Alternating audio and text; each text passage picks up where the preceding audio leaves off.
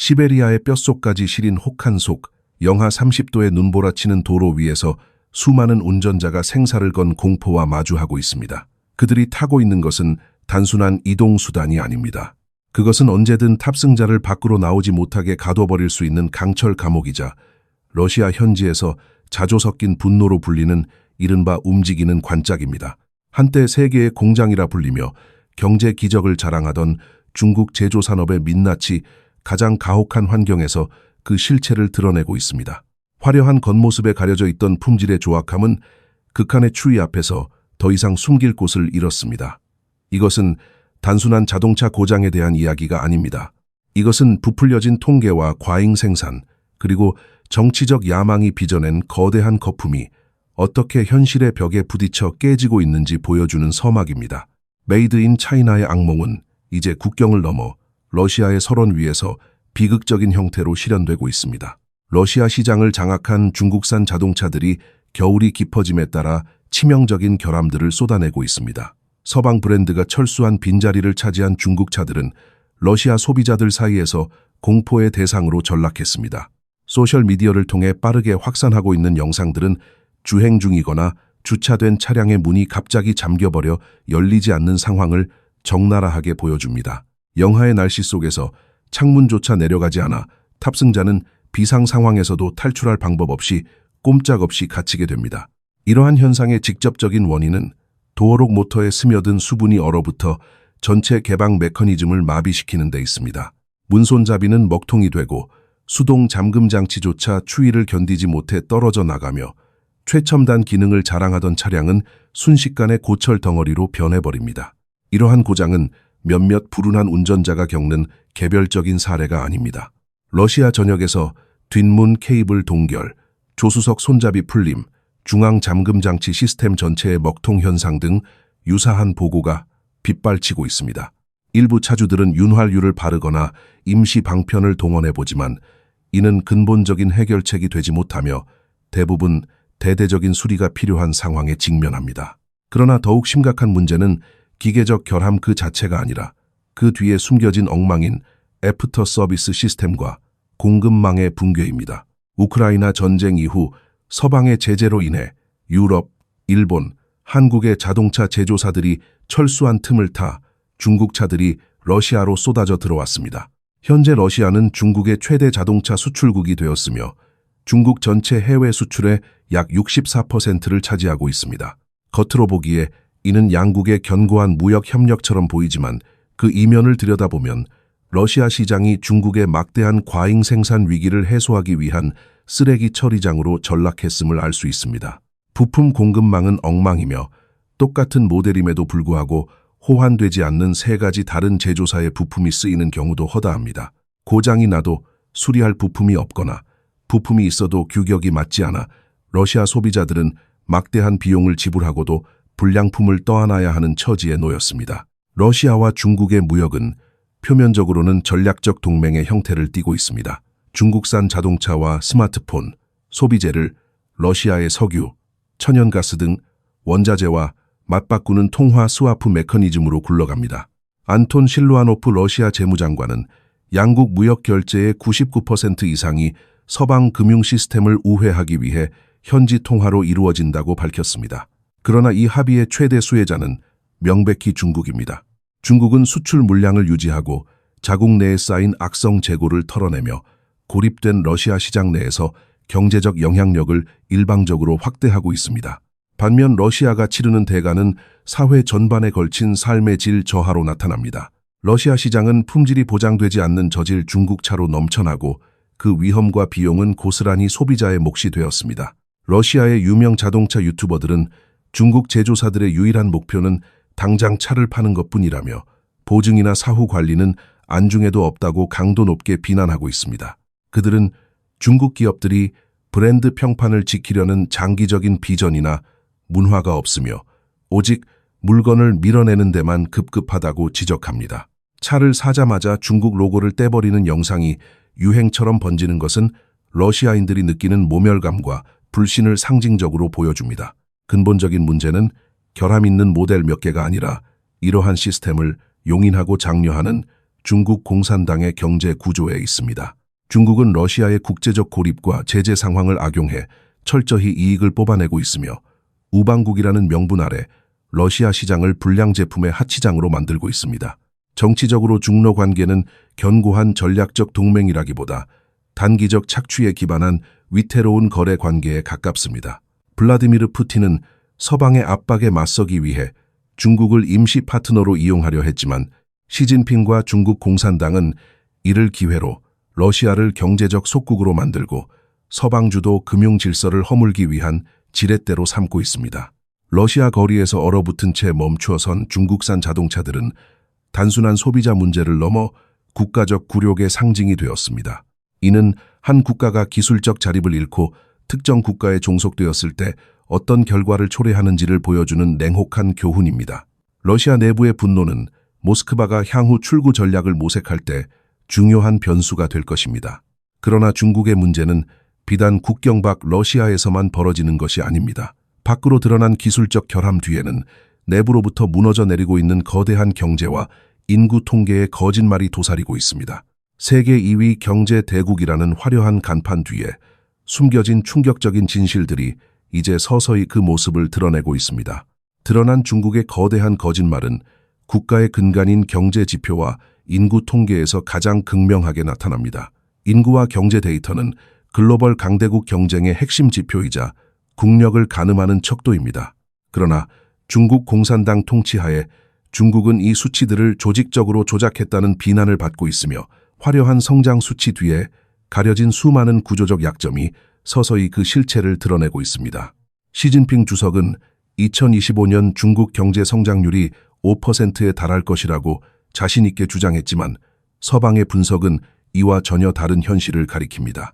미국의 로디움 그룹 보고서는 실제 중국의 GDP 성장률이 공식 발표의 절반 수준인 2.5에서 3%에 그칠 수 있다고 지적했습니다.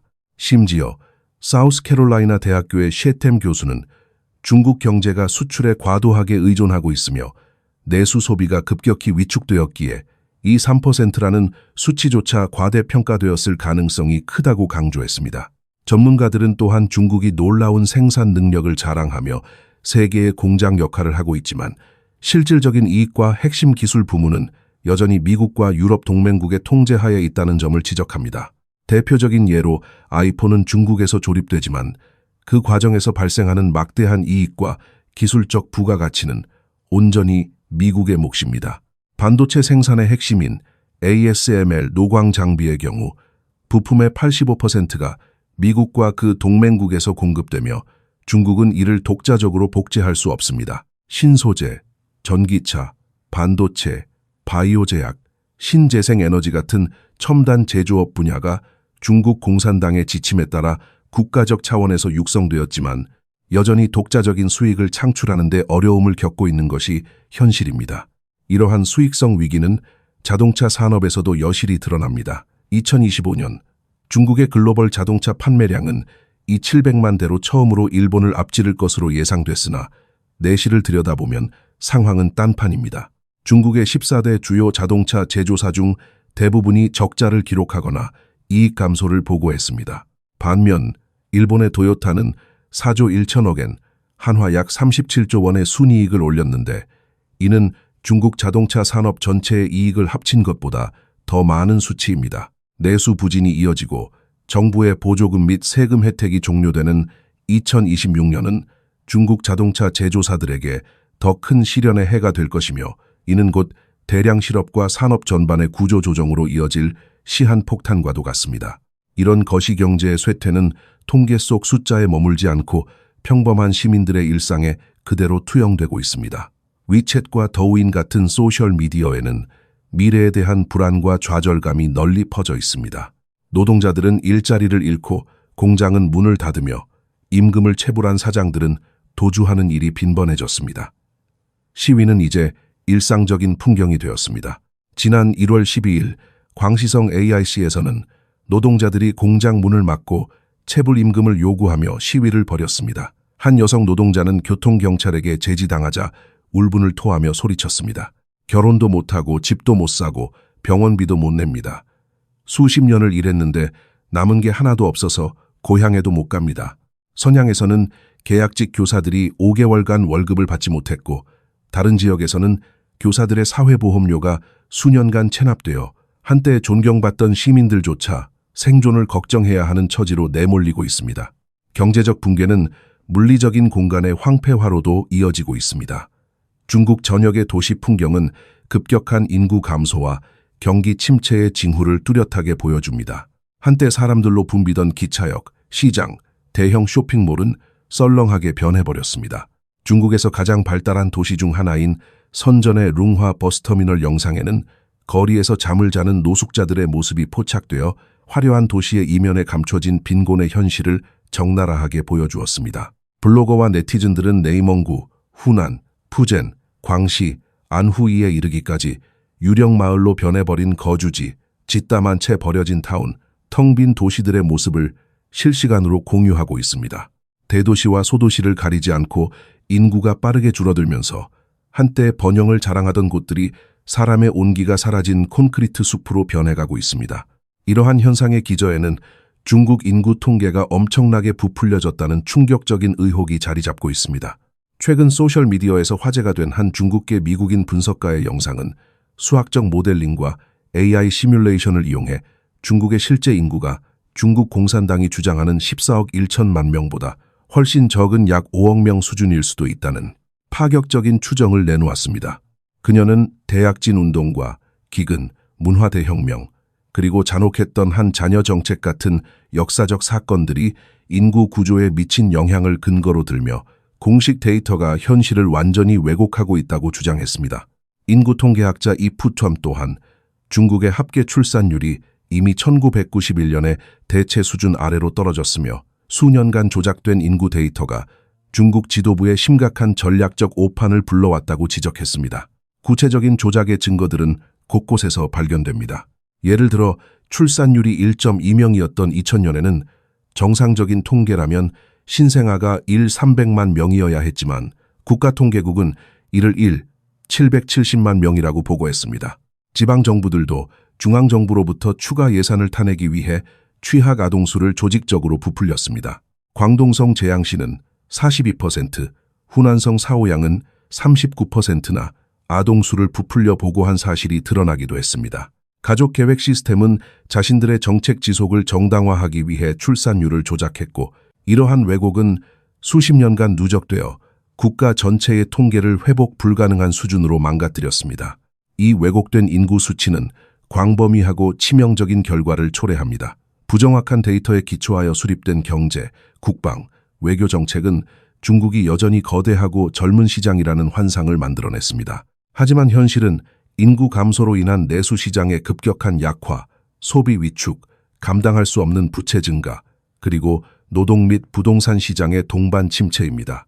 경제 전문가들은 다국적 기업들이 이제 중국 투자 위험, 특히 과잉 생산 부문이나 정부 보조금에 의존하는 좀비 기업들에 대해 더 신중하고 비판적인 시각으로 접근하게 될 것이라고 경고합니다. 중국의 무역 및 수출 데이터 역시 이러한 조작의 그늘에서 자유롭지 못합니다. 공식 수치는 미중 무역 전쟁으로 수출이 감소했음에도 불구하고 중국의 무역 흑자가 사상 최대인 1조 2천억 달러, 한화 약 680조 원에 달한다고 보고했습니다. 그러나 이는 주로 정부 보조금을 타내기 위해 수출 실적을 허위로 신고한 유령 회사들이 만들어낸 숫자 노름에 불과합니다. 허드슨 연구소의 마일스 유는 겉보기엔 인상적인 이 수출 수치가 진정한 경제력을 반영하는 것이 아니라 투자자와 대중을 오도하고 동시에 미국의 대중국 무역 정책을 교란하려는 정치적 목적에 복무한다고 날카롭게 지적했습니다. GDP 성장률, 기업 이익, 수출 데이터, 그리고 텅 빈 도시와 줄어드는 인구까지 모든 지표는 중국 공산당이 선전하는 웅장함이 결국 모래 위에 지은 성이라는 것을 증명하고 있습니다. 경제 지표의 조작과 거시적인 침체는 평범한 사람들의 식탁과 거리 위에서 충격과 공포라는 실질적인 고통으로 구체화되고 있습니다. 중국 경제의 둔화와 지속되는 높은 실업률 속에서 소위 채소 줍기 열풍이 생존을 위한 하나의 사회 현상으로 자리 잡았습니다. 과거에는 빈곤층 노인들의 전유물로 여겨졌던 이 행위가 이제는 지출을 한 푼이라도 줄이려는 젊은이들에게까지 확산하고 있습니다. 상인들이 상품 가치가 없어버린 채소 더미를 뒤져 그날 먹을 끼니를 해결하는 모습은 더 이상 낯선 풍경이 아닙니다. 일부 사진에는 남은 밥을 모으는 노인들 곁에서 젊은 성인들이 버려진 채소 더미에 고개를 파묻고 쓸만한 배추 잎이나 무조각을 골라내는 장면이 담겨 있습니다. 광둥, 항저우, 청두, 구이저우, 심지어 관광지로 유명한 사냐에서조차 이러한 모습이 목격됩니다. 그들 중에는 갓 대학을 졸업한 사회초년생, 실직한 청년, 전일제 노동자, 그리고 전업주부도 포함되어 있습니다. 이들의 공통된 목표는 단 하나, 어떻게든 생활비를 극한까지 줄여 생존하는 것입니다. 사냐 도매시장 근처에는 매일 밤 운을 시험하러 오는 사람들로 북적입니다. 바깥쪽 잎채소 구역은 이미 다른 사람들이 훑고 지나가 텅 비어있기 일쑤여서 사람들은 악취가 진동하는 쓰레기 더미 안쪽 깊숙이 들어가야만 남은 것을 찾을 수 있습니다. 썩어서 발효되는 채소의 역한 냄새를 견디며 연근 조각, 마늘종 한 줌, 붉은 고추 몇 개를 발견하면 마치 보물이라도 찾은 듯 안도합니다. 동시에 또 다른 생존형 소비 형태인 잔반 랜덤 박스가 빠르게 퍼져나가고 있습니다. 이는 그날 팔리지 않아 유통기한이 임박한 음식을 식당이 재포장해 피크 시간 이후 헐값에 파는 것입니다. 내용물을 미리 알 수 없어 랜덤 박스라 불리지만 실상은 남은 음식을 처리하는 방식에 불과합니다. 그러나 가난한 학생과 직장인들에게 이것은 구호 식량이나 다름없습니다. 한 소비자는 팔위안, 약 1,500원에 반찬 4개와 탄산음료까지 줍니다. 고기 2, 채소 2이죠. 라며 만족감을 표했습니다. 또 다른 청년은 밤늦은 시간대에만 픽업 가능한 랜덤 박스 가게를 찾아다니며 1,900원짜리 도시락을 구하고 기뻐합니다. 음식을 다 먹은 후 그들은 진짜 맛있다며 낸 돈 이상의 가치가 있다고 반복해서 칭찬합니다. 주목할 점은 이 칭찬이 음식의 맛이 뛰어나서가 아니라 오직 가성비 때문이라는 것입니다. 경제가 무너지면서 미각의 기준조차 변해버렸습니다. 사람들은 더 이상 음식이 맛있는지 묻지 않습니다. 싼지, 그리고 배를 채울 만한지만 묻습니다. 생존에 대한 압박은 청년 세대의 가치관을 송두리째 바꿔놓았습니다. 점점 더 많은 젊은이가 한때 인생의 정상적인 이정표라 여겨졌던 집, 차, 결혼, 출산을 공개적으로 포기하고 있습니다. 이것은 그들이 원하지 않아서가 아니라 그에 따르는 경제적 위험을 도저히 감당할 수 없기 때문입니다. 베이징에서 일하는 37세 남성은 인터뷰에서 직설적으로 말했습니다. 결혼할 생각 없습니다. 가난한 사람은 결혼이나 출산할 자격이 없어요. 그에 따르면 베이징 노동자 대다수가 월 1만 위안, 약 190만 원 미만을 봅니다. 살인적인 월세, 교통비, 식비, 공과금 등 기본 생존 비용을 빼면 저축할 돈은 거의 남지 않습니다. 중소도시라고 해서 사정이 나아지는 것은 아닙니다. 중국에서 결혼하려면 시내 아파트, 차, 금폐물, 그리고 신부 측에 줘야 하는 막대한 지참금인 차이리가 필요합니다. 이 모든 것을 합치면 수십만 위안은 우습게 깨집니다.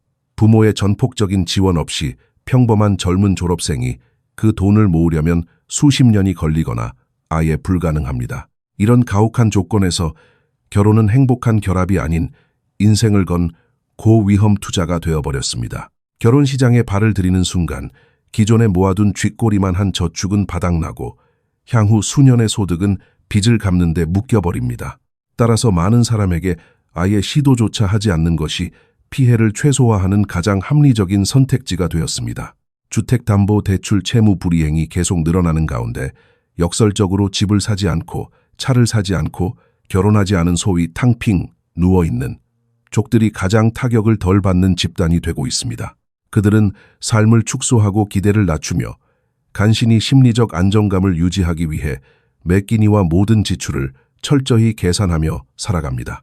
희망이 사라진 사회에서 청년들은 미래를 꿈꾸기보다 오늘의 생존을 걱정하며 국가가 약속했던 중국몽이 악몽으로 변해가는 과정을 온몸으로 견뎌내고 있습니다. 그러나 중국이 직면한 문제는 내부의 빈곤만이 아닙니다. 국가의 미래 전략 자원이라 불리며 서방을 압박하던 강력한 무기 또한 외부의 반격에 의해 그 효력을 잃어가고 있습니다. 히토류는 한때 중국이 세계를 향해 휘두를 수 있는 가장 효과적인 경제적, 지정학적 무기였습니다. 덩샤오핑이 중동에 석유가 있다면 중국에는 히토류가 있다라고 호언장담했던 이 전략 자원은 그러나 최근 전개되는 상황 속에서 그 위력을 빠르게 상실하고 있습니다. 일본과 미국이 중국이 통제하는 공급망에 대한 구조적 의존을 적극적으로 해체하고 반격에 나섰기 때문입니다. 베이징의 히토류를 이용한 정치적 압박은 더 이상 서방 국가들의 즉각적인 충격을 주지 못하며 오히려 상대국들이 대체 공급망을 구축하는 노력을 가속하는 역풍을 불러일으키고 있습니다. 지난 1월 12일 일본의 지구신부 탐사선 GQ가 시즈오카현 시미즈항을 떠나 도쿄 남동쪽 약 1,900km 떨어진 외딴섬 미나미토리시마 인근 해역으로 향했습니다. 일본 해양연구개발기구의 감독하에 한 달간 진행될 이 임무는 단순한 과학 탐사가 아닙니다. 이는 중국산 히토류 공급을 대체할 독자적인 자원을 확보하려는 일본의 장기 국가 생존 전략의 일환입니다. 이전 연구조사에 따르면 미나미토리시마 주변 해저에는 무려 600만 톤 이상의 히토류 진흙이 매장되어 있는 것으로 추정됩니다. 이는 전기차 모터와 군사 시스템, 고성능 자석의 필수적인 디스프로슘의 경우 일본 국내 수요를 700년 이상 충족할 수 있는 막대한 양이며 레이저와 의료 장비에 쓰이는 이트륨은 그보다 훨씬 더 풍부합니다.